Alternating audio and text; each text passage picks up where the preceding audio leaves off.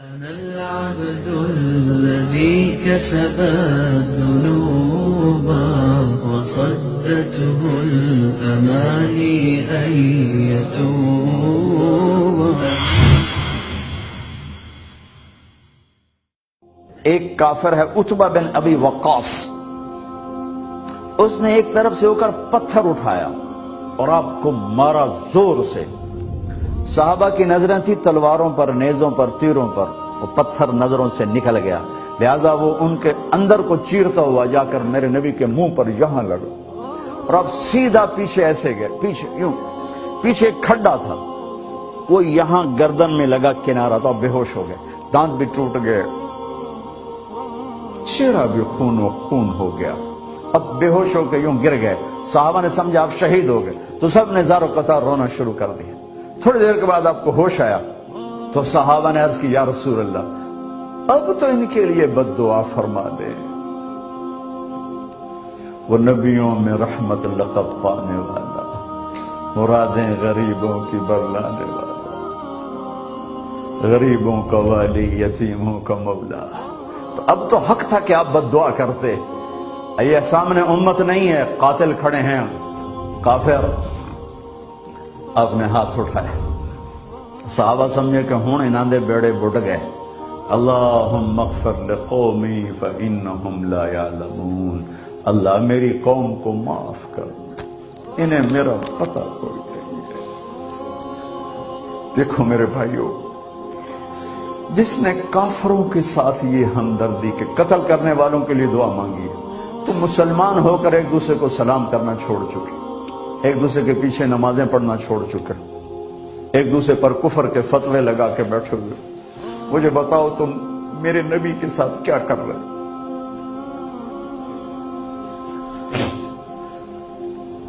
وہ تمہیں فرقوں میں بانٹ کر گئے تھے یا امت بنا کر گئے تھے؟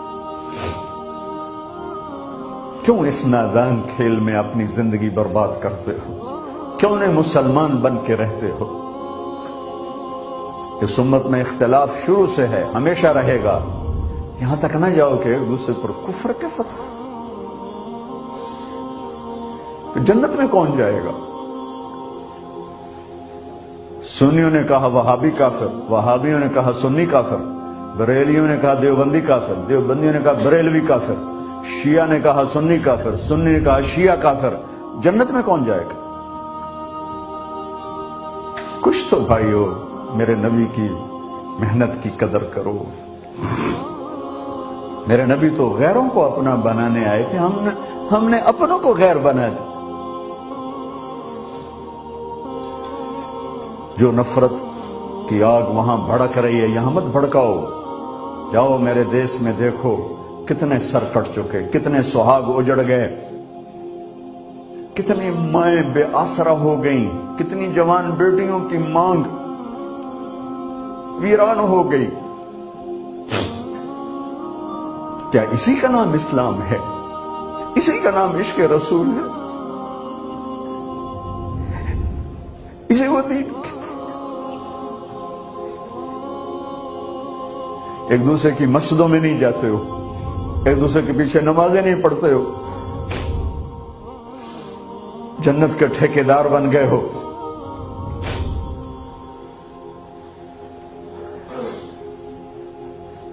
میرے نبی تو عبداللہ بن ابی کا جنازہ پڑھانے کھڑے ہو گئے تھے، جس کا کفر ابو جہل سے بھی بڑا ہے۔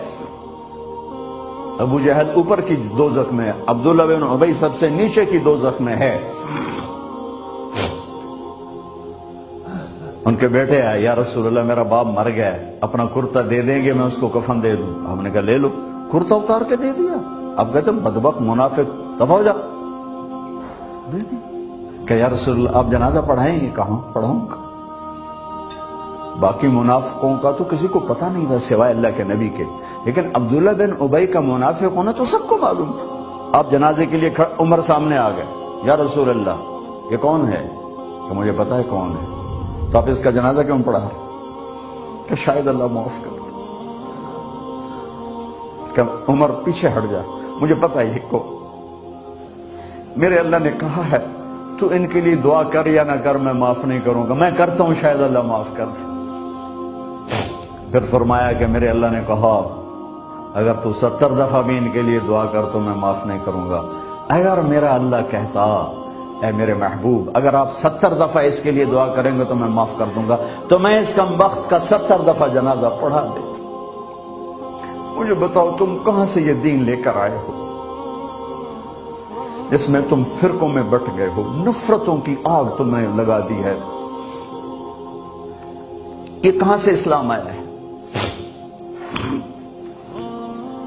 میں تمہیں اللہ اس کے رسول کا واسطہ دیتا، امت بن کے رہو، مسلم بن کے رہو،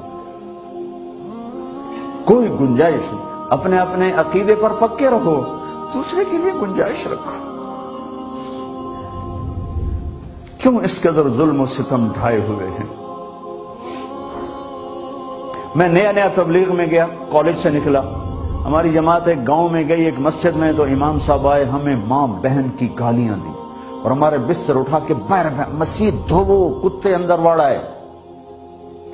میں حیران پریشان، میں تو کوئی نہیں جانتا تھا کہ مذہب کیا ہوتا ہے، فرقے کیا ہوتا ہے، میں تو کالج میں گانے والا تھا، ناچنے والا تھا، جنید جمشید کی طرح، مجھے تو دین کا پتہ تبلیغ سے پتہ چلا۔ میں حیران پریشان کہ یہ مولانا صاحب کہہ رہے ہیں کہ یہ گستاخ رسول ہیں، اور مسجد دھو دو باہر کھڑے ہو، یہ مسجد میں کھڑے ہو کر ماں کی گالی دے رہے ہیں، بہن کی گالی دے رہے ہیں، تو پھر معیار دین کیا ہے؟ اتنی نفرت، اس قدر دوریاں۔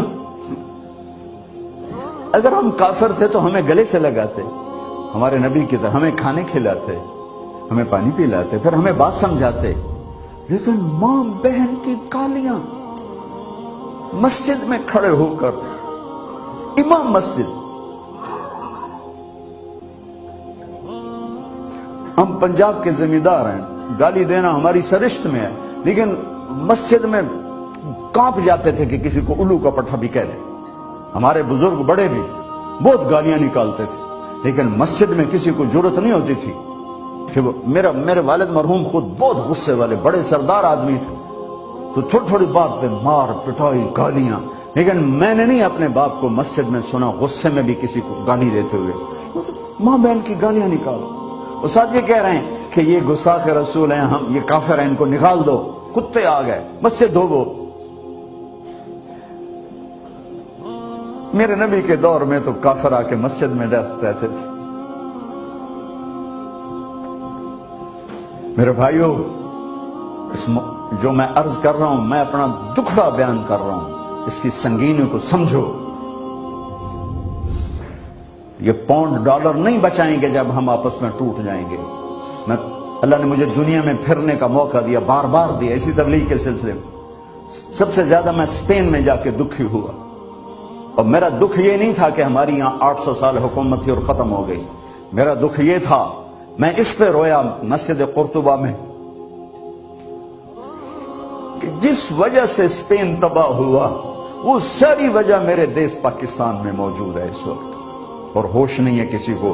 مذہب پر لڑائی، سیاست پر لڑائی، دین پر نفرت، سیاست پر نفرت، قوم پہ نفرت، صوبے پہ نفرت، پیشے پہ نفرت، نفرت نفرت نفرت۔ میرے نبی نے پوچھا اسلام کا سب سے مضبوط عمل کیا ہے؟ صحابہ نے کہا نماز، آپ نے کہا نہیں۔ صحابہ نے کہا جہاد، آپ نے کہا نہیں۔ صحابہ نے کہا روزہ، آپ نے کہا نہیں۔ صحابہ نے کہا حج، آپ نے کہا نہیں۔ کہ یا رسول اللہ پھر آپ بتائیں؟ فرمایا دین کا سب سے مضبوط عمل محبت ہے، محبت ہے، محبت ہے۔